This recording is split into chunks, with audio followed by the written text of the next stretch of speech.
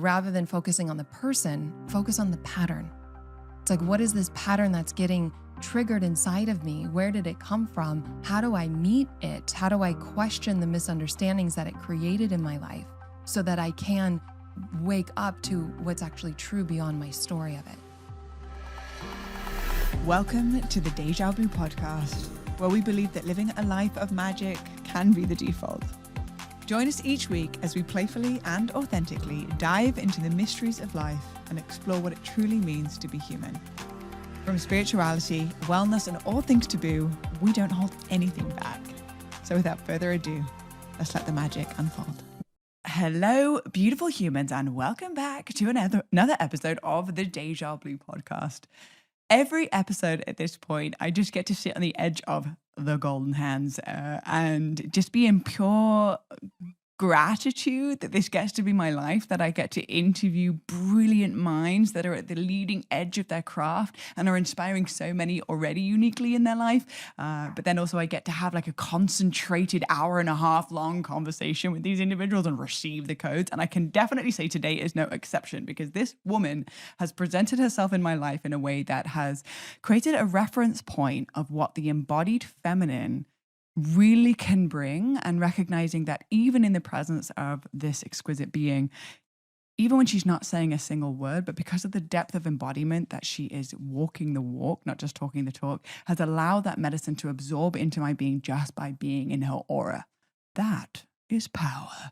And that's power that doesn't come from the outside in, it comes from the inside out. And that is the kind of power that I am definitely calling in on a daily basis, of recognizing that it is how every 75 trillion cells in our body vibrate, and that emanates out effortlessly without saying a single word, and recognizing that your presence is enough. And I think that that's one of the greatest challenges in life, is realizing that unless we are doing X, Y, and Z, or achieving X, Y, and Z, or creating X, Y, and Z, then we are not enough. And so in the presence of this woman, because of the level of embodiment that she brings to the table, I'm recognizing that actually one's presence is just enough. And so I have been able to be on the receiving end of her level of mastery. She's guided me through one of my most challenging times in my life, of confusion, of stories, of looping, of pain, of suffering. And through her expertise, she has allowed me to be able to meet myself in a way that I hadn't had access to. And I think that that's also the importance of powerful reflections. And so without further ado, I'm going to introduce you to Alyssa Nobrega. Thank you so much for being on the podcast. Such a gift to be here, Blue. What a gift you are. And I love that you wore blue today. It makes me happy. All in favor. Representing the blue beans. Yes. So really I want to just, for my own selfish purposes, to like continue to chip away what it has taken for you to get to this place of understanding. And it's not just understanding of psychology, of understanding trauma, of understanding how to coach people into seeing their blind spots, and from that place of a deep level of compassion, ask the necessary questions that help the realization be activated within their own being. But the understanding of what it's taken for you to get to this place of being able to see the unspoken. Because that's really what it is that you bring, right? We can place labels on what it is that you bring. However, there is an essence of being able to taste, sense, or smell that is creating the suffering in one person's life, and through a series of questions, being able to guide them for their own realization and recognizing, I don't need you to access this. However, with your guidance, you've allowed me to access this within myself. That's right. And so that's my experience of you. Yeah. So I'm just to introduce you to my audience. How have you been able to get to this place, I would say, mastery of emotional intelligence? And what has your journey looked like to be able to get from, I would say that probably, and this would be an assumption, turning a challenge into a superpower? Yeah, absolutely. I would say that it's through walking my own path first. So all of the things that I was undiagnosed with, a thyroid disorder, difficult childhood with my parents' relationship. And so through my own life experience, being willing to lead with my own suffering and find out where's there freedom inside of it. And am I willing to go to the places that I am scared to go in service to my own freedom and liberation, knowing the truth of my being is untouched through all of it, and bringing presence to the parts of myself that I have been scared to actually meet is what transforms all of it. And in that, I have, we were speaking of, there's something that's embodied and felt with all of us. And when we're willing to face our own shadow, it opens us to the greatest light. And so my core story growing up was that I wasn't good enough.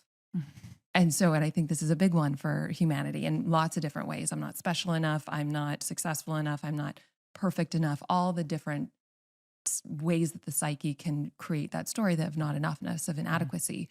Ironically, through being willing to meet that sense of not good enough as a sensation in the body directly, rather than trying to outrun it, opened me to my wholeness.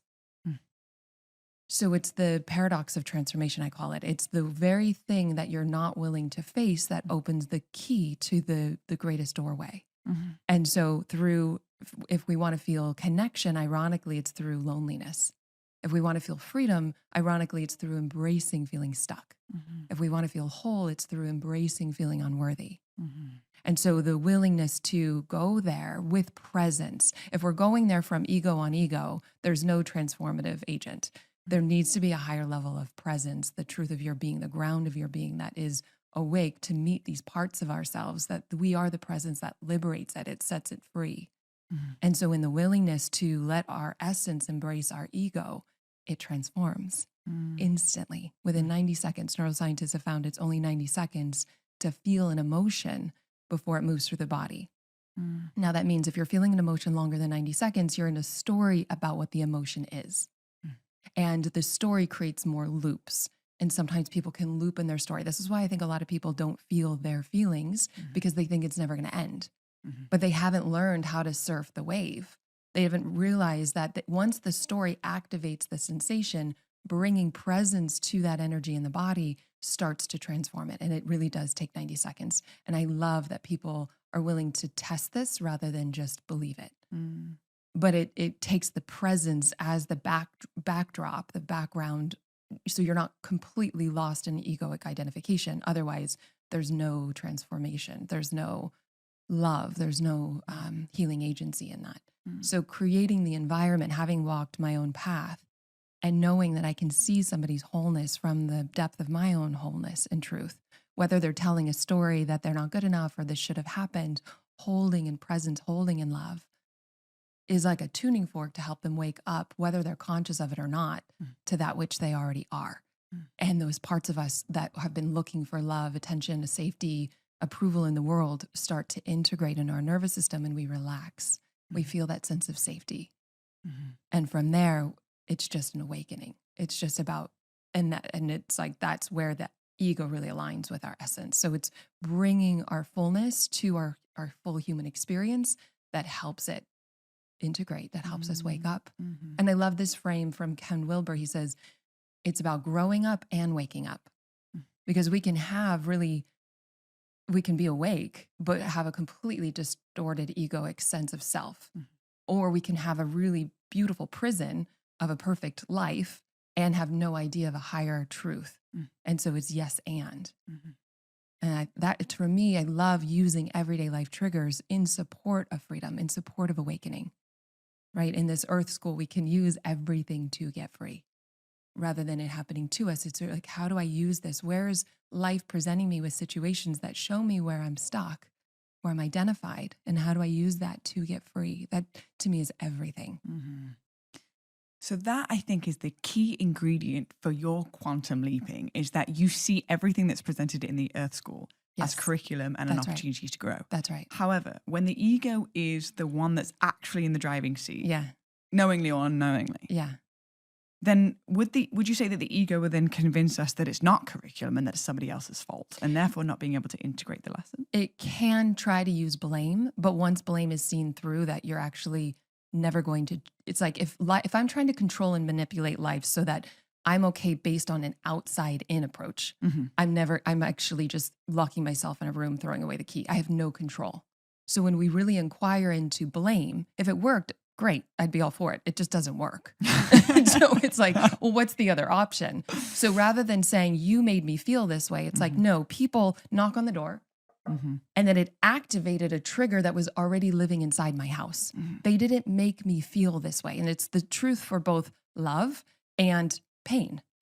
And so once I see, oh, that's in me, and I want to proactively live my life so that people don't knock on the door, situations or people, and I continuously play that pattern out with others, I'm going to actually go in the house to work through that on different levels. I talk about 5 different levels in my methodology so that it is integrated. And then other people and patterns don't continue to play out in the future. Like, why not work it at the root now and live more open-hearted and freer in my life? So will you take us through your methodology? Because I got to receive that methodology. And it was in a moment, like I said in the intro, it was a moment where I was suffering because there was a loop belief system. Again, like inherent, like either fear of rejection, which is ultimately stemming from an unworthiness. And therefore there's got to be some sort of belief system in place or story that has been created that is creating this like closed circuit loop that's going, wait, this is really not working. And I'm going to need somebody that knows what they're going to be doing to like reflect back to me how I can take ownership, because that is the blanket experience from the way that I perceive the world is like a deep level of ownership. However, when the ownership is presented with the blind spot on the closed circuit loop, then it almost can kind of feed the unworthiness because it's like, well, I created this, but it's still here. How could I do this? I am just disappearing into the bottomless well, and my golem is like, ah. And so then you came into my experience and then just in the most loving, compassionate way guided me through your methodology, which allowed me to meet myself of how I was even creating this experience in the first place, which is ultimately very empowering. And then it shifts. Like if it's just 1 degree shift from that experience, you follow 1 degree out for 10 years. Now you have a significantly different person. And so I can't put enough emphasis on educated, studied, ability to listen beyond the words, but the frequency where the words are coming from, and with a methodology allowed to guide us in a way that can meet the root, therefore be able to open the closed circuit loop into a new narrative. So would you mind guiding us a little bit about what it is that you're holding? So yes, I love, and so starting with doing our own work first, leading our own lives by being in integrity to use anything that life is presenting us to help us get free, because the unconscious, we can't see it. So we have to project it onto relationships or business or something outside so that we do see it. So knowing that we can lead with our own life first is great. And so having an integrative framework and a methodology helps us understand, because people need different things. Some people are very heady and they're unconsciously trying to avoid feeling something by analyzing it. Right? Or other people are very emotional and they get lost in their emotions. It's like being on spin cycle, and they don't know that thoughts are creating that emotion and that they can question their thoughts. So people need different medicine. Some need fire, some people need water, right? And so it's being able to have a framework that's integrative to meet people where they need to be met. And so the way that I work with people, and I train my coaches to do this, is first awareness. Awareness is key. But then so it's like having that spacious awareness, understanding, aware of who and what you are, presence first, and then having insight about what are the themes that are tripping me up.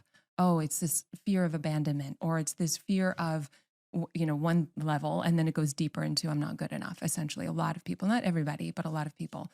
And there's a divine design within that, not good enough, because we're not good enough when we are identified as an egoic self. So there's a potency in using that to wake up, which we can talk about. So understanding, having awareness of ourselves and awareness over these themes, then going into the heart to transmute it. So, and into the body. So I talk about 5 levels of transformation: somatically, emotionally, mentally, behaviorally, and unconsciously.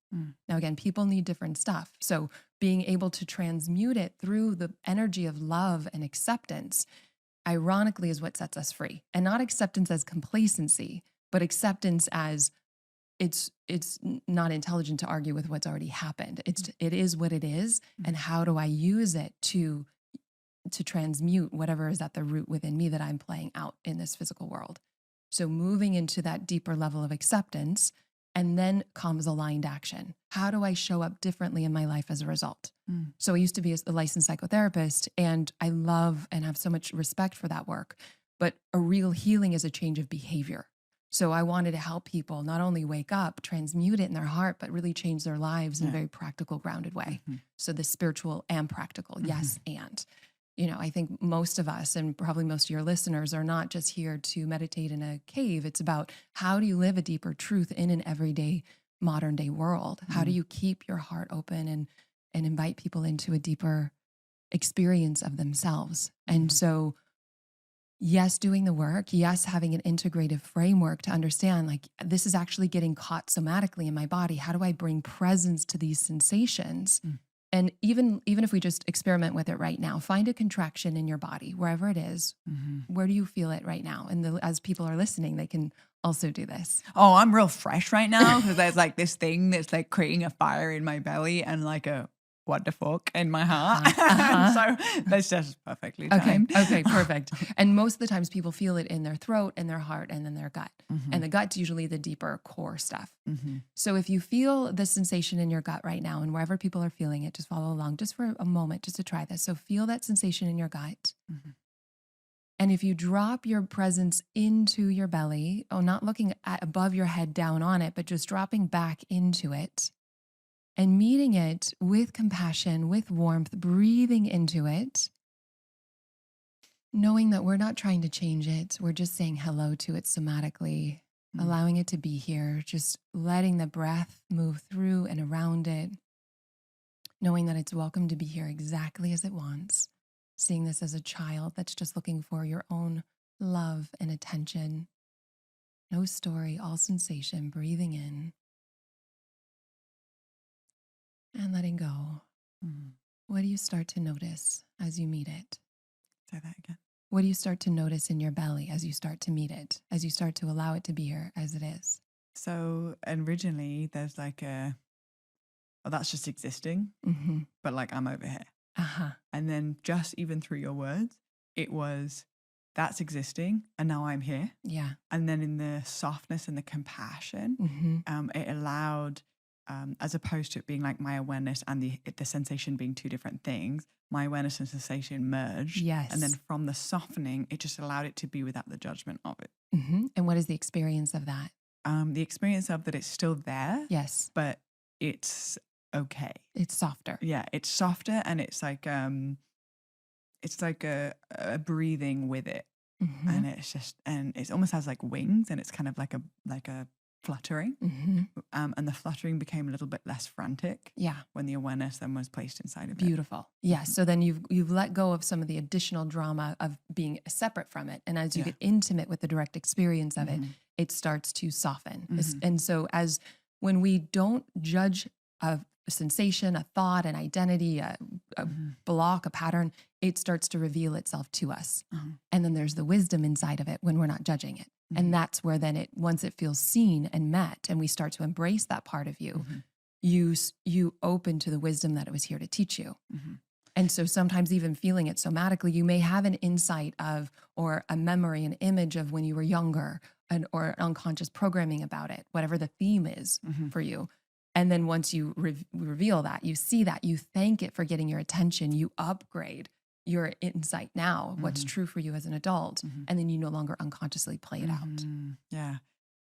It's, Rachel and I talk about like every single podcast that we do is meticulously on time for whatever is most alive. And so we're always like so curious around like, what is going to be the topic of conversation? Where's it going to go? You know, ultimately we're in that which is needed. And right now, of course, it's like low hanging fruit, perfectly on time. And the identification with this piece that I'm speaking into is that there has been a narrative for a very long time, and I know that we've touched upon this when we did a session once. Was there is a mask that is the good girl, that is the conscious one, and that rage only creates destruction, and destruction is what we avoid. And I'm 4 planets in Scorpio. I thought it was 5, but apparently it's 4. I'm 4 planets in Scorpio. There's like this like very deep shamanic, like it's the fire of transformation and transmutation of that is not in integrity. Yeah. And it is this like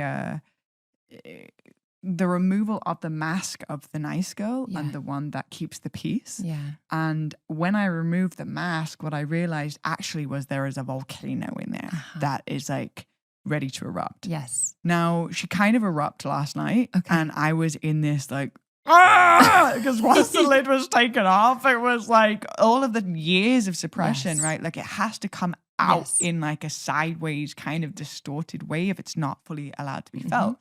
And so once the lid was sort of taken off, there was 2 people I communicated with and needed to clear it with them today because there was like this, like that. And then I was like, oh no. And so I had a conversation with the 2 individuals and they were like super loving and supportive. And so I'm just curious, around if that has been suppressed on a somatic level. For example, my example, which I'm sure most people could probably relate to at some degree, of going like, oh, I've played this role that I have to be the conscious one or the one that keeps the peace or the harmony or the balance. However, when that mask, when it's A, been identified, B, then the label or whatever it is actually taken off, therefore the lid of the emotion is removed, then all of a sudden there has been however many years, X amount of years that it has been boiling. Volcano so waiting then to erupt. It comes out sideways. Yes.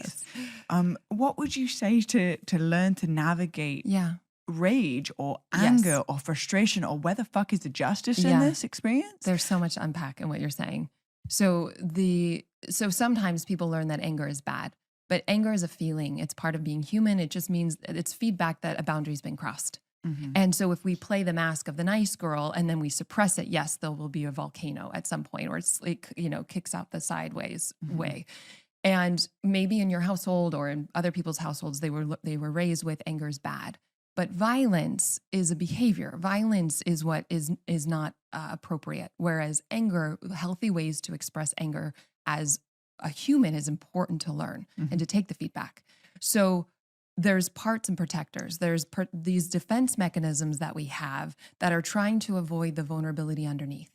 And so when we have the mask of the nice girl, we're trying to avoid feeling something that we would think is unacceptable because we want to feel safe, we want to belong, and so we conform and create these masks. Now, oftentimes when we operate from the defense mechanism, it creates the opposite of what we really desired. So let's just take relationship, for example. If I were to say from the defense, if I really long for connection with my partner, but I'm scared to be vulnerable, from the defense, I may not have learned anger was okay. And I learned to complain because it's a little bit more appropriate. And that's the sideways way that the energy is leaking. Then I complain to my partner and I say, you're always working. Now my partner's going to be defensive, right? And I don't create the connection was what I deeply desire. But the way to create the connection is through my vulnerability. And so I can say, if I'm vulnerable, if I'm willing to do that in that relationship, to say, I miss you and I'm scared I'm going to lose you. I'm scared we're not spending time together and that we're not going to be together as a result. That actually creates the connection that we deeply desired. But it takes courage to go there, right? So ironically, the defense mechanisms that we create hold us back from arriving at the deeper desire of connection that we want, or whatever, love or approval. So realizing, first off, the defense mechanisms pull us further away from what we desire. And so it's the almost way like a through, self-fulfilling prophecy. Exactly. And the way through is through that vulnerability, when we feel safe in that relationship to do that. So with the anger, part of your full expression and you feeling your full potential is knowing that that anger is appropriate to feel in certain circumstances. And there's gifts in anger and there's feedback in anger. So once you realize that, instead of think of a teapot, you're taking some of the steam out intentionally rather than it just going haywire and getting really loud and overflowing. Mom, the kettle exploded in the kitchen. There's shit everywhere. Exactly. And then you clean up in those relationships where you're like, I'm sorry, that was an unconscious part of me that just played out. And in conscious community, there's a lot of acceptance. You take personal responsibility. This was mine. And here's where I learned it. And here's where I'm cleaning that up. Sorry that you were my mirror. And that's partly how we learn in being each other's mirrors. And so there's space for that. And as long as we take personal responsibility, it's easy for people to say, it's okay. You know, if I'm sure it was okay for them. So it's about understanding, oh, that's mine. And this is here to teach me about my anger being sacred, that there's gifts in this. When I'm not judging it, when I'm not identifying as myself as angry, it's just looking for the full permission, the full spectrum of my human experience. And as we learn to say yes to our full experience, we feel free, right? My meditation teacher talks about freedom from versus freedom to. And this is a big part of my methodology, where it's freedom to life is to say yes to the full fucking experience, to say yes to the anger, to the sadness, to the joy, all of it, knowing you're not defined by any of it. And then freedom from is like escapism. I have to create a very manipulated life or live in Bali only, or, you know, not have these people in my world so that I'm free. And I can hear people, there's a point where having space from people is important. And it doesn't mean that you're a doormat, and you can have boundaries, but you're an avoidance. It's not avoidance. Right. And there's a deeper capacity to be with the range of your human experience and know that you're centered in the truth of your being and that you're free as a result of that. And it doesn't mean that you won't still not invite people to dinner or connect with them, because there's no more juice for you there. That's totally fine. So then how would you say to navigate in, because this all feels like there's a space for the rage when you're in a conscious connection. Yes. However, this is a two-way street. If you have one individual that is hell-bent on blaming, yes, then how does one navigate that situation? For example, if you're in the same community. Yeah. Now, this isn't just affecting the two individuals, but this is also breathing into the experience of the community at large. You know, it's always, what is the opportunity for me? What is my soul assisting me in learning through this? Because we can't control other people. And so the clearer we are with it, that will affect the community. But essentially, everybody is responsible for their own inner experience regardless. And so there always needs to be some level of presence on the line to be able to have it be healing, to have it be transformative, whether that's a consciousness within you that is present outside of this rage or this story, because that's, again, where essence embraces ego. That's where it transforms. If in the partnership or that conversation with two people, what I do with my husband is we'll sometimes consciously complain. So I'll ask him, can you hold? And he'll say, consciously and complain go in the same sentence. Yeah. I'm here for it.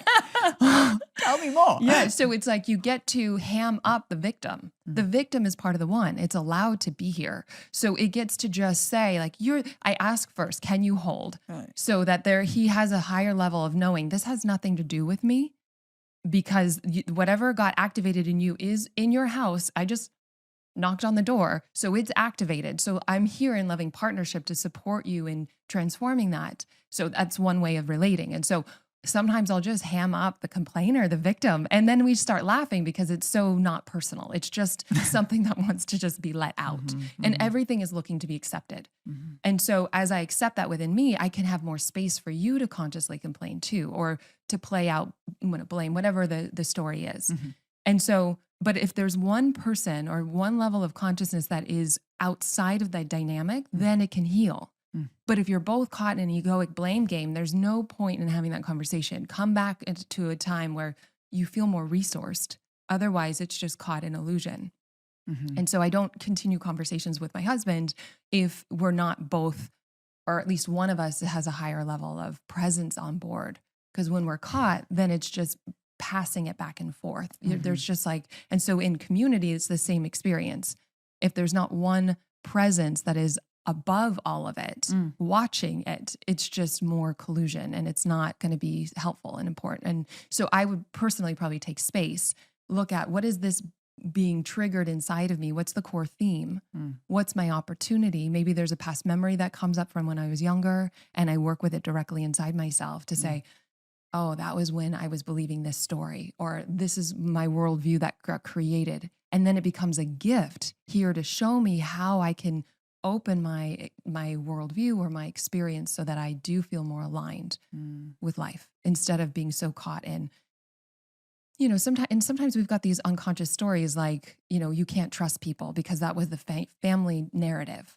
And so sometimes when we start trusting people in our friend circle, then it may hit up against an unconscious narrative that I'm not loyal to my family if I'm starting to trust people. And so sometimes it's somatic and it's unconscious and we can't quite see it until life shows us the particular situation. So I don't know if that answers your question, but in terms... it covers so many different pieces. What I'm getting is the theme of this is that no matter, right, you can't drag someone to the altar. You can't, you can lead a horse to water. You can't make him drink. It's a recognition of the only thing that we have the power over is how we respond. And ultimately, if we're seeing everything as curriculum, we're seeing everything as an opportunity, we're recognizing that there's some sort of part of ourselves that is vibrationally allowing this into our field. And therefore, there is a deeper inquiry of asking the necessary questions like you presented that allows us to take us beyond the maze of the experience and actually see it from a bird's eye perspective. Yes. And that is the main piece that is required that transcends the blame game, because if we're in the blame game, then we're going back and forth like a ping pong match. And then this is essentially where we're doing the same thing and expecting different results, sort of thing. And it's a stressful way to live. And then that creates that escapism, that isolation, or we feel very anxious because we can't control what's out there, right? So, but when we change that from inside out, from that empowered way, I can develop the tools and awareness of how do I use this for my growth? And so rather than focusing on the person, focus on the pattern. It's like, what is this pattern that's getting triggered inside of me? Where did it come from? How do I meet it? How do I question the misunderstandings that it created in my life so that I can wake up to what's actually true beyond my story of it and live that in a really, because there's knowing mentally, then there's knowing, and there's really living it. I think sometimes people are like, I knew better, but you knew mentally, but you didn't. It's like watering a plant. The water sleeps in a deeper level of knowing. And if we really knew differently, we would have done differently. And so in this earth school, we just are each other's mirrors to help teach us how to accept that part of ourselves and embrace ourselves more fully through them. And as a result, we have just embraced the entire universe, the truth of what we are, reflected it as everyone. And so understanding, it's like, okay, what's the pattern? Not getting stuck in the drama of the person. What is this? What is looking to be healed inside of me? And how do I really go at the root directly inside myself to clear it? Is really the path. So then once one has identified the narrative, the belief system, whatever it is that's presenting itself, and then there's like a deeper level of ownership that is being taken. Now, within that little pocket, I have noticed in my own personal experience and other people's experience, when something has been brought forward into that level of a consciousness from a blind spot into their awareness, is that then in comes shame and guilt. Yes. Right? So I think there's nothing worse than already feeling or detecting an unconscious pattern than to place shame and guilt on top of that. Yes. So once we get to that crossroads of we've uncovered the piece, how do we effectively navigate to go down the path of genuine healing and to be able to actually, in that fork in the road, to not choose the path of shaming and guilting ourselves on top of it? I think it takes a level of vigilance to watch the story and that unconscious programming kick in around, I did something wrong, I'm not good enough, I'm bad. And so I think any type of a stillness practice is really helpful. Meditation, to observe the mind and see what the themes are, so you're not so unconsciously seduced into them. You're not absorbed by the mind, I think is a beautiful practice, really helpful. And so, it's like, shame is here. I'm not shameful, but shame is here. That's a very subtle distinction, but it's not completely. Sticky. It's like, shame's allowed to be in my experience. Shame's allowed to be present, or like knowing that who you are is not what you do. So my behavior was off and I could take responsibility for that, but it doesn't mean that I'm bad. What I did wasn't in alignment, and there's choices and consequences that go with that. So really detaching our identity with our thoughts, our feelings, our behaviors is huge. And that can be conceptual until it's really embodied.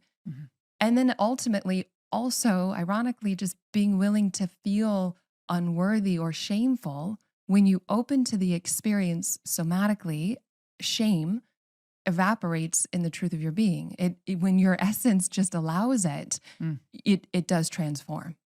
But again, there needs to be a level of presence that is on board for that to happen. Otherwise, it's, sometimes we can even use healing work to avoid feeling something versus like love just welcomes everything without an agenda. And so when you know yourself as love, it's like, okay, how do I just be with this? And you move it into your heart, and that's what that's what transforms. And so as we do that, we have more capacity, that we have stretched that range to be with our experience and not be so scared of it, because we know that as we're residing in our center, it transforms, and we just feel a deeper level of truth that we're untouched by.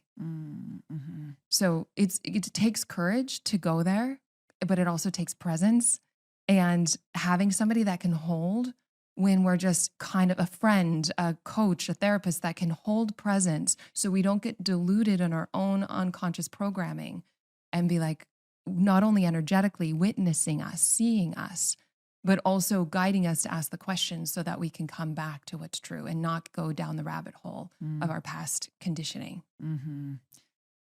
In this conversation, I'm just really deeply being reminded of the importance of trained individuals that are trauma trained, psychologically trained, that not just like, oh, this is what I'm feeling. Like, yes, that's also powerful within, certain people that we trust. However, there's a level of being able to identify the root issue based off of a training of how the mind works, how emotions work, how the body somatically absorbs where it sits, how to release in a safe way without blaming, but taking full ownership, but then without going into the shame cycle. Totally. And there is such an importance to this level of work.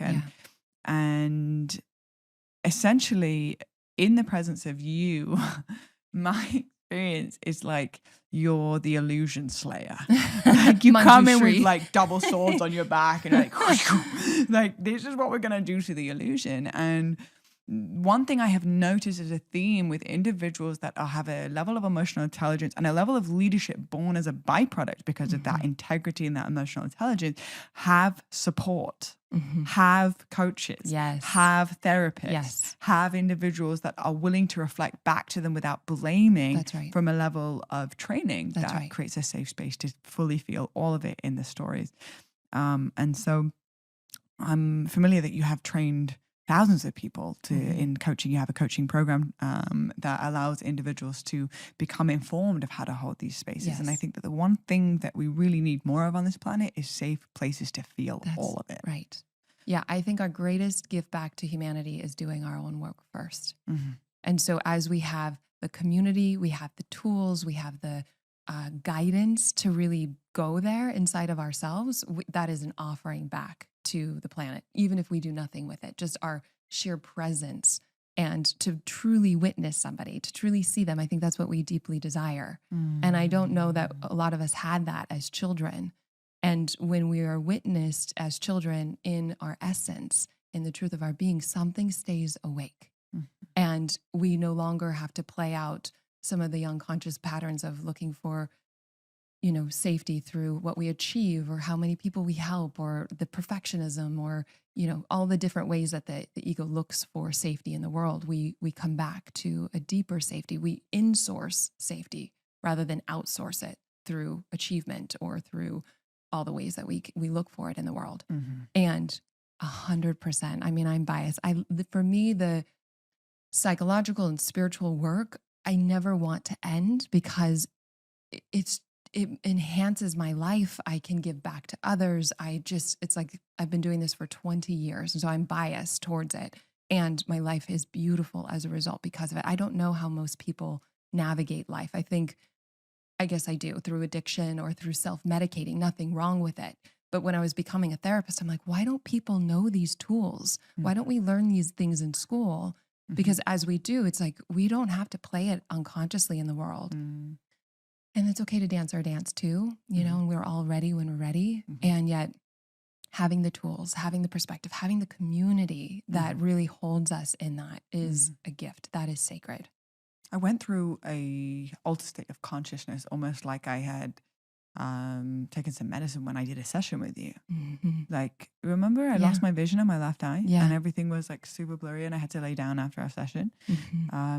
It's a recognition that we can access these states ultimately without self-medicating to be able to see if we can get to this space, but just it was like a psychic surgery that like the metaphorical scalpel came out and was just like, nah. And I was like, can't see in my left eye, which is my feminine, which was like a whole deeper relationship with the feminine in my life, and it was like a opening and an activation of a piece that hadn't had awareness in for God knows how long. That then the light got shone into it, and all of a sudden I'm going through an altered state of consciousness. I'm like, I can't see, I'm going down, and this is just, I'm sharing this experience because of the importance and the power of this work through words, through presence, and through educated guidance. Yes, that can really support. So I know that you've been in a relationship. You're married to your husband for 15 years. Yeah, 14 years. 14 years. Yeah. So this is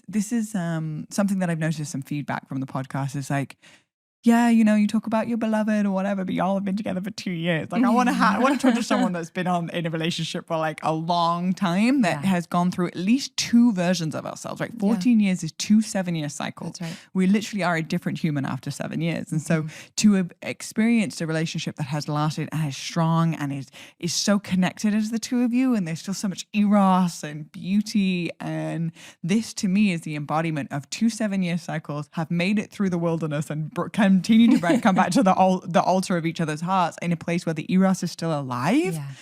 Girl, what you've been learning and implying is working. I've been watching, I've been taking notes. I'm like, all right, got it. You know, there's been a time where I was in the field of the two of you and you were connecting, and I shared with you afterwards, I was like, I was so amazed by the that's coming off of the unwavering attention that you gifted each other in that moment. And it was such medicine for me to witness. And so I would love for you to share from the place of embodiment and actualized results. Yeah. Of how you implement these techniques, these guidance, or certain tools that you have implemented into your relationship that has allowed it to stay like a fresh bouquet of flowers that other people get to go, smells great. I would say doing the work. I mean, everything we're sharing about applied to relationship. And so understanding what our partner's wounds are and what our wounds are and how they are puzzle pieces for each other is a great first step. So to understand, okay, I'm unconsciously attracted to you so I can heal these things, and taking personal responsibility and using it so that I can open my heart even when I'm scared, and I can move into the parts of myself that I, am scared of being vulnerable and exposing, and to do that in a safe container and to consistently be witnessed. A big part of my journey before I met my husband was an inquiry about what is love. And I've recently wrote an article around the 4 stages of love based on consciousness. So just to give it a frame before we sort of dive into more of my personal life, I would say that the first stage is I need love, aka I need you, right? And so it's this like, you complete me, very much like mainstream society. A lot of the love songs are based in this level of consciousness. So many songs. So many songs. I'm so excited for artists to have more awakening. Awareness. I listened to some songs that I listened to growing up, and I was like, oh, I can see where I went west when I was meant to go north. Yeah. Like some Sam Smith songs. Yeah. I'm like, great tune. Yeah. Lyrics are guiding me in a little bit of a dodgy direction. And if we're attracted to that just tells us that there's healing on that level. There's healing because there's medicine and gifts to each of the 4 levels that I'll share.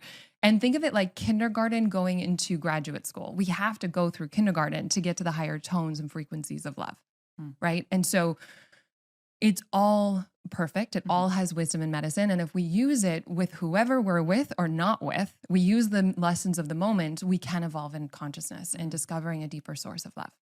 So there's the I need love, aka I need you. And then there's I choose you or choose love. And that's essentially that second stage is using, and this is where I think more of the conscious community is right now, which is using everything that triggers us in that relationship as a vehicle for our awakening. So it's like, oh, you remind me of my dad that was emotionally unavailable. Let me look at that little girl inside of me to heal that part that didn't then let me be emotionally available to her. Or if my partner's available, I can heal it with my partner. They can learn that that's what triggers me. It's not bad. They're not doing it to me, but they are playing a role to help me look at these parts that I've not seen so that I can heal them. And I think that's a really important piece. It's like, and I have a love quiz I'm happy to share with your audience. It takes 15 minutes, but it helps see what are those wounds and how do I heal them inside of myself. Is it the work? No, it's something else. So understanding, so this like, I choose love, where it's like, I'm choosing to use this in service to my evolution, to growing as a loving individual human being. Right. And so understanding that, and once your partner sees that, and you don't need a partner to play this out. You can be single and you're going to project onto your friends, onto your team, onto whoever's in your field, because it's unconscious. That's the way life helps us see it.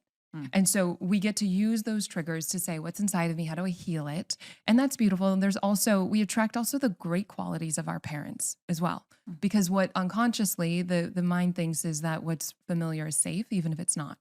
And so understanding our childhood is really important at this stage.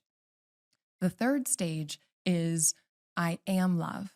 And this is a big part of my journey, where when I was dating myself, I was with this beautiful tantric man, and when his presence, this was the man I was with before my husband. In his presence, I didn't eat, I didn't sleep much. I was just high, like vibrationally high. And I kind of got addicted to that. And I felt intuitively something was off. He was kind of hanging out in the absolute and not quite fully embodied in his humanity. And so and he was also showing up in ways, in a practical human way, that wasn't working for me. And so I chose to leave that relationship. And that took a lot for me to do, because I felt so in love in his presence. And I realized, I was laying on the couch one night, and I had this story of him. I thought of him, and I watched my body like get all tingly and excited. And the next thought, because I was so present and mindful, the next thought I watched, I said, he's not here. And then I deflated. And I got curious. I was like, well, before the thought that he's not here, I just felt everything I feel in his presence without him. And so that helped me to see and start waking up to that I'm the source of love, that he also evoked it within me, but he didn't give it to me. It is what I am. It is who I am, I should say.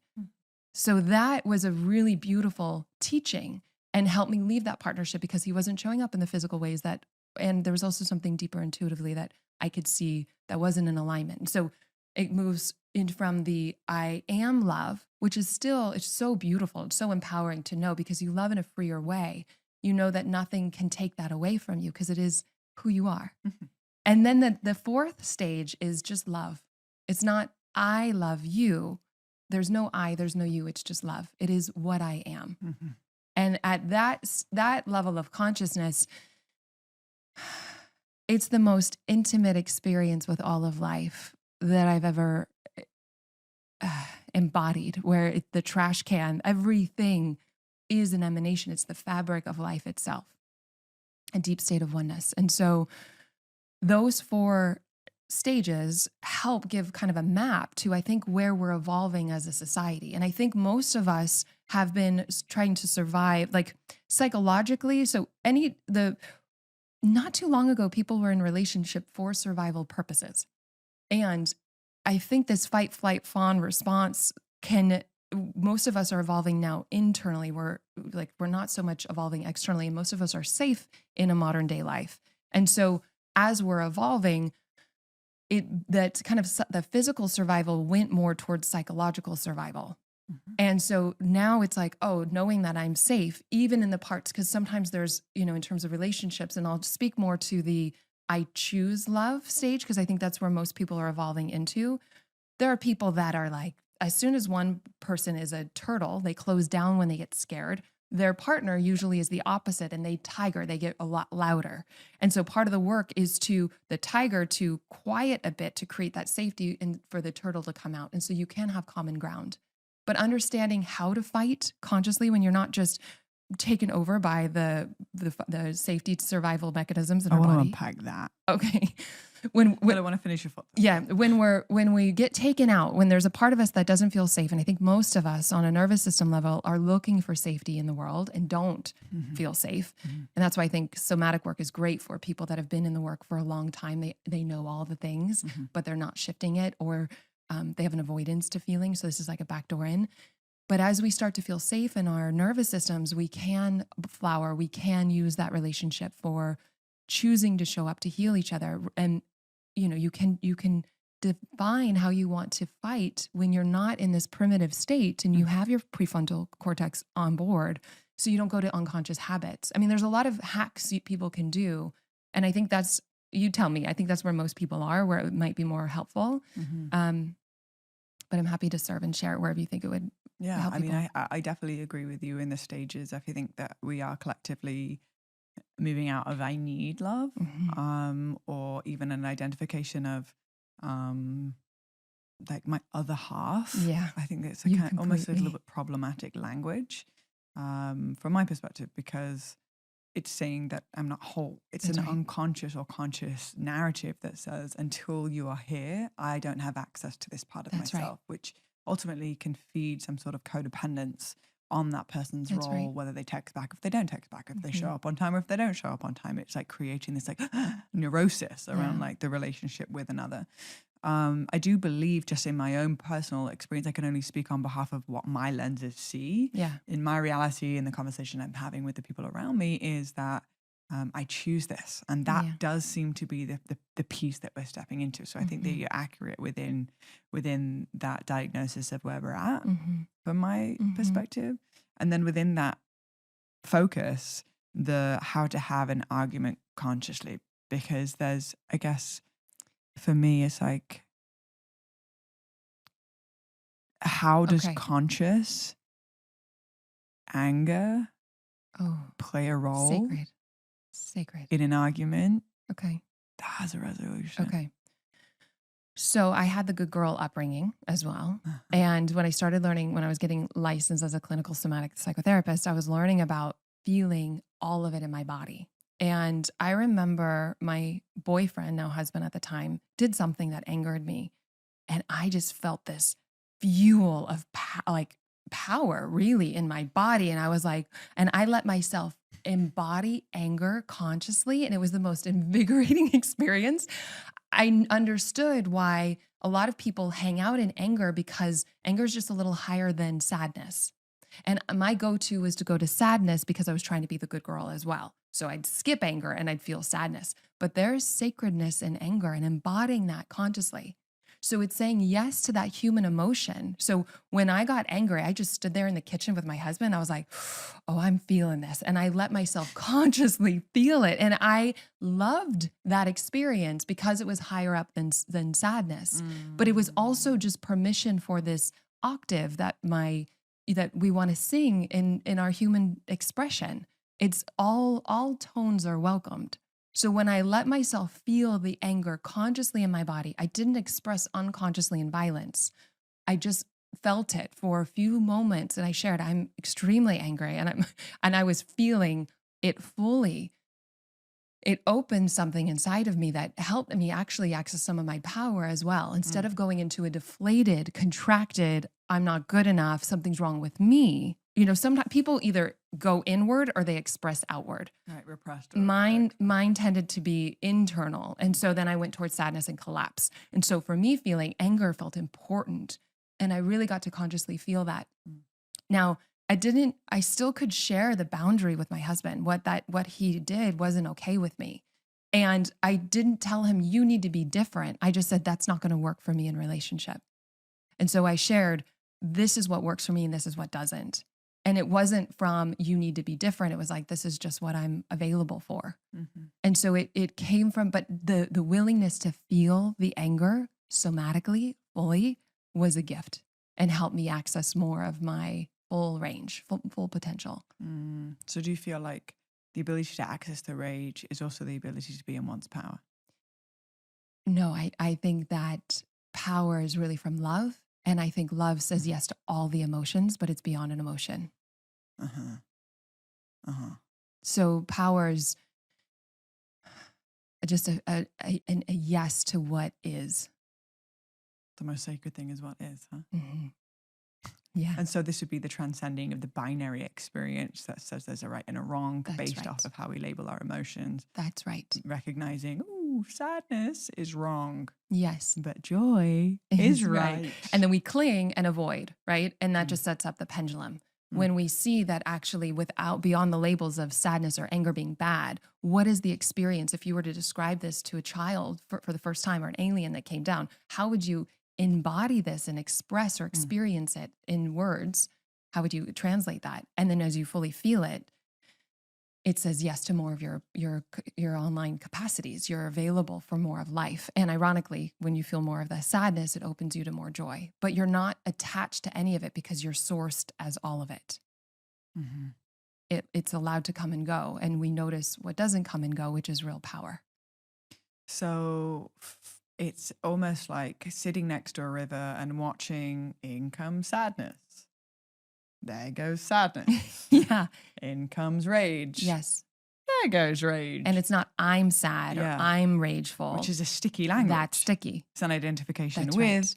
Which therefore then in comes a shame monster. That's because right. How could I be feeling this way? Because that's bad. That's right. And I always tell people two things. If they want to get stuck with something, identify with it and judge it. And so therefore the opposite is true. If you want to be free, don't identify and don't judge.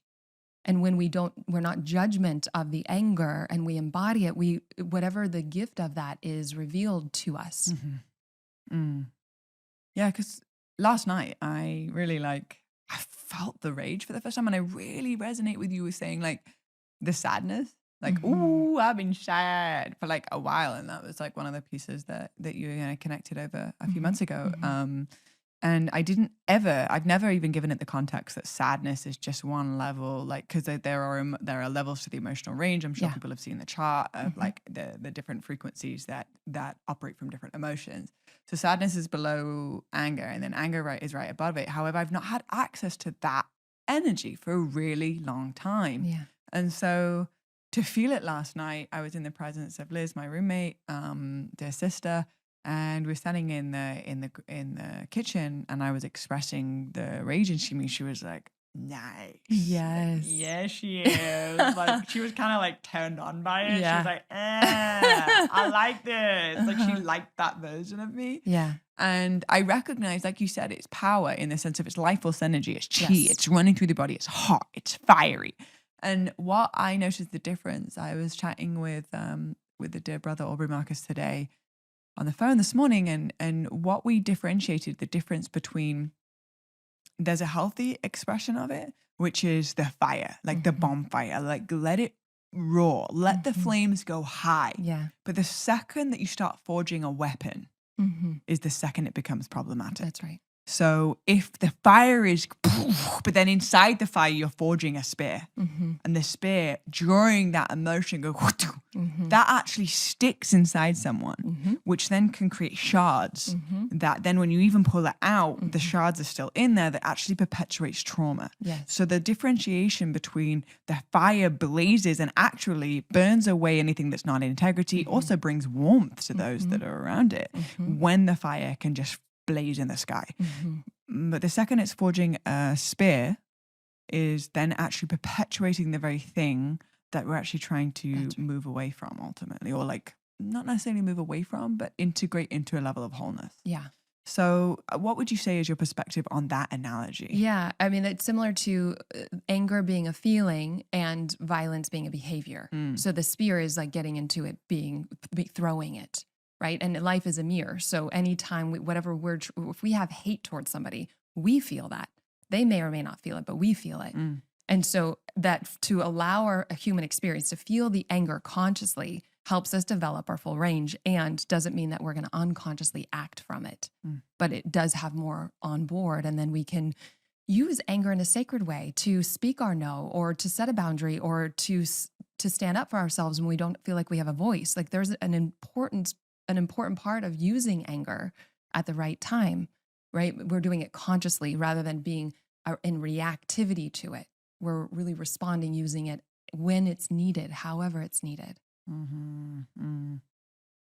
This comes down to a deep-seated sense of self-awareness, because it's easy to navigate one's emotions around there's joy and there's bliss, and I did my morning practice and I did my breath work and I went in the sauna and I did my cold plunge and I'm feeling real lit, and then a clean conversation comes up and it's like, oh, okay, I can address this. But like, when the rage or the anger or the feeling of injustice or the deeper wounds are being tapped into, and then to have emotional awareness, like it's almost like the lens gets fogged. Oh yeah, you're in a different part of your brain. Your higher functioning is not on board. And so we emotionally are young. Most of us, I used to be a couples therapist. And so I didn't really want to work with kids when I get started. And yet I'd have 2 6-year-olds in the room because they were emotionally at that age, no judgment, but it was like, that's where they're at. And we get to grow up different.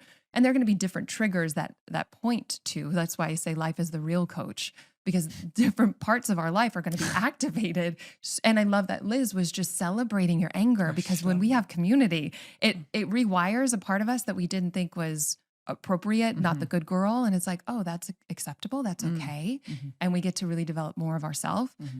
But it's to have compassion with the parts of ourselves that were younger, that didn't have that mirrored when we were growing up, and to be in community to help us become more wise and integrated and whole. There's a conversation on being and becoming, yes, and the paradox of. And so in our humanity, we are always becoming, and we are using everything. And in our being, we already are. In our presence, in the truth of our being, we are. And so holding that presence of our beingness, not getting so lost in our humanity, but then also having an outlet for a safe space to express the anger, whether that's hitting a punching bag, whether that's just journal writing and getting it out of your system, whether it's a clearing conversation. Sometimes if it's really unconscious, I would recommend people just get the energy out. So you can do freeform writing, you can speak from the anger. Again, you're speaking from it, but you're not totally lost in identity around it, so that it does come up and out. So it's allowed, full expression, full permission. And as we do that, it takes the charge off. Right. And when the charge off, then it's easier to have that conversation with somebody. Refined. That's in right. the discernment of, okay, how is the healthy outlet of this emotion, as opposed to the spears that are just like coming in from every direction. And that's what most people, I think, have learned. It's like anger and then spears. And so being and doing our own work and then being an example for another way, people pay attention. That, you're happy. I've even noticed, like, it comes down to like Instagram comments, for example, right? There's the outright like mean, which just makes myself just like want to. And then there's the compassionate feedback. Yes. Which I'm so much more inclined to lean in and then become a more refined individual in the way that I share my message as a storyteller. Yeah. Because that actually really allows me to put the defenses down. That's right. And to actually lean in. So the same thing, sort of applies to relationships, of even just from how I navigate from this point forward is recognizing what's effective and what's not. That's right. It's not good or bad. It's just what's effective. What's effective? Like, what's the end goal here? And when we defend, it actually adds fuel to the fire. And so when we can find what's true about it inside of ourselves, or just presence it with somebody else, knowing that that's their experience without taking it on, we have more of that capacity. And I think the bigger we are in terms of our presence and our leadership in the world, the bigger the mirror we are, both for people's shadow and light. And I think that's part of an initiation of being a stand in the world of a different way, that we can give people permission to be exactly as they are. That has been a big spiritual path of mine, the part that wants to be liked, and also to say, and I'm free even if you don't like me. And that's okay. And that was a big lesson I learned from my husband's ex-wife. For a long time, I'm a stepmom of 3, and really wanting her to like me was, or at least get along, because we were co-parenting. We were going to be in this dynamic for a while. And I felt like I was plugged into her socket, into her solar plexus. And I was trying to get her to be different so that I was okay. And that took me a few years to work through, because she was unwavering in her not liking me. And I knew, because she didn't know me, I knew it was her story about me. And so, but it still didn't make the young little girl in me sad and want things to be different. So I had to really be with that part of myself. And over time, it just kept chipping away like an iceberg, and it just cleared at one point where I literally took my plug out of her socket and I plugged it back into myself. And I was like, that's power. I can allow you to be exactly as you are, and I'm okay. And I did that, and I didn't need her to be different. And she wasn't for a few more years. And then the moment she's like, okay, I think I'm ready to incorporate you into the family, I was already free for a few years. But it took me time to really be honest with my process of untangling the parts wanting her to be different. So I used that as like, this is a good story of using that to get free. And so it makes it easier to hold space for people to have their opinions about me. There's still a part of me that wants people to like me or, but I now have a reference point for a way out. And so then I get to actively use that to, be with those parts, to be like, no, that's not what I really want. What I really want is my own acceptance of myself and these parts of me included. Right. So that I don't then I give people permission, and then I feel my freedom. And then how has that relationship evolved since that piece got replugged back into your own solar plexus? Really beautifully. Yeah. And it was quite a few years. It was maybe 6 years of her like blatantly not liking me. And then it was maybe 3 years of me being like, and that's okay. And I'm free. Okay. And I'm free. And still choosing not for a little while to be in the same room unless she was willing to have an honest, heartfelt conversation. And at one point she was. And her and I both do the work. And so we had an honest conversation and we embraced each other. And there's still an integration for the last few years. There's been, doing holidays together, like really. We've been on holidays. We've been on holidays just this last. You did. Well, you co-created at least. Yes. And it really was like this like modern day family experience where it was my husband, the kids, his ex-wife, his mom, dad, his dad's wife now, and the kids. So his dad has a new wife of like 20 years and their kids. And so it was this like adventure of modern day family. And when my humanity gets triggered, I have the tools to come back to my center, because when I love, that's a gift to me. But when I close my heart, I hurt 100% of the time.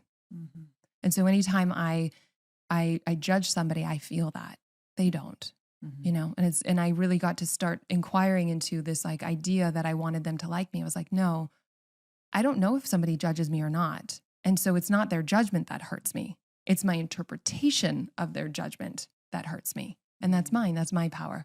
And if I give them permission to have their experience of me, I instantly feel a sense of well-being. I feel myself. It's very liberating. I can almost hear the people watching this scribbling notes all over their notepad and like folding it up and putting it away and really being able to eat a slice of humble pie. Actually, it's quite delicious because it also, that pie holds your own personal power to do anything about it. That's right. The second that we're like, oh yeah, no, I feel very seen. Oh, okay, that one hurt a little bit, but like I hear you. I'm like incorporating that. And it's also the key to freedom. Yeah. Reframing is the key to freedom. And reframing from a different perspective to allow us to recognize that we do have the power to shift our experience, and it is an inside job. That's right. And there requires a certain framework, understanding, support system, and education that allows us to actually navigate a world where we were never taught how to navigate this stuff. Like some of the shit that I was taught in school, swear to God.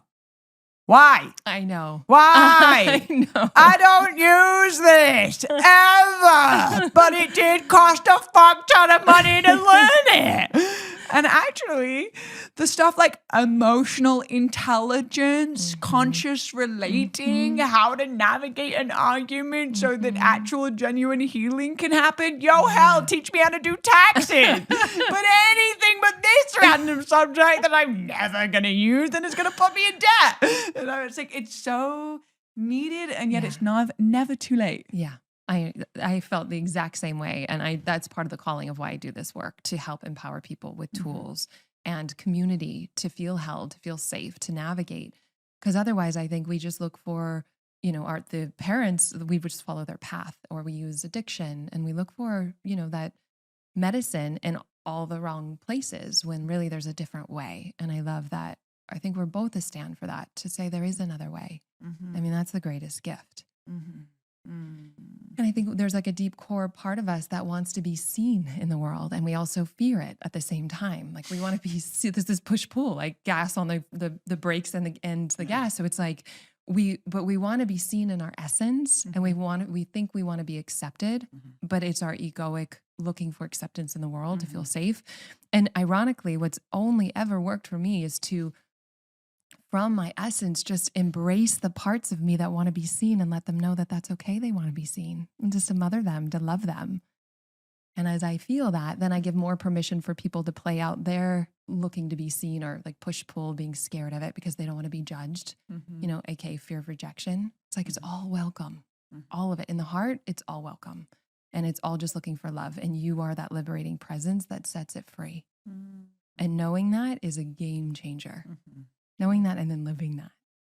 Something I've noticed even just through being a presence on social media or like with the podcast is that it's my weird and my goofy and my silly that actually liberates people the most. Yes, there's like a lot of wisdom that's cultivated on the podcast. Yes. However, the piece that goes like, oh, I can be self-aware and spiritual and also like ridiculous at the same time, and it doesn't discredit my knowledge or my wisdom or my embodiment. Actually, what it does is it recognizes, like, plugs us into the deeper why in all of this as well. And I think that on this path of self-inquiry, radical ownership, all of the good stuff, the work, if we can't laugh at it in the same breath, and we're like, oh yeah, I did that, whoopsies, all right, cool, well learned, moving on, then it can actually be like we're treading such deep waters that the water closes in over our head and we're like, I'm drowning, I can't get away with my own shit anymore.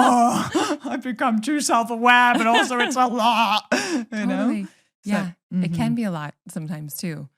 And just to give people like a framework, just because I find this helpful. And by the way, I just love your play because it is medicine, and it's medicine for me. I think it's medicine for humanity. I don't know how we forgot to play. I was just looking at animals and children, though. There's this innate playfulness in our way of being that somehow we got conditioned out of. And so thank you for being that and being a reminder for me in my life. I love this. It's like this, you know, this is for me sisterhood. This is also just being around inspiring being. It doesn't necessarily need to be sisterhood, but in this case it is the code swap that happens in each other's presence. That's right. And it's like, oh, you have something that's the default in your being that is something that I'm still training in my being, but in your presence I recognize that part of me. And for me personally, what I receive from you is your relationship to the earth element and your ability to not only be able to speak the non-physical, but be able to create containers that are consistent and solid, that allows the magic to be birthed into this physical form in a way that actually holds it, as opposed to pouring the glass of water over the countertop and be like, yeah, hey, we got a slip and slide. It's like, not everyone can relate to a slip and slide, you know, like we need some sort of thing to hold the container so we can actually drink the water and therefore be nourished by the water itself. And so that's a huge piece of the medicine I receive from you is your level of mastery and excellence and the containers in which you've cultivated to allow it to share it with others, so that others can actually receive it in a way that they have been taught how to fish, and so that they know how to actually create their own food and their sustenance to nourish themselves. And so thanks for that one. Yes. I deeply appreciate it. And I am learning to make love to my own inner masculine. I made a to-do list today. You'll be proud of me. So if you had one final message to just share with the world and just what you feel like is on the altar of your prayer for the planet, what would that message be to kind of wrap it up? Just that you are more than enough.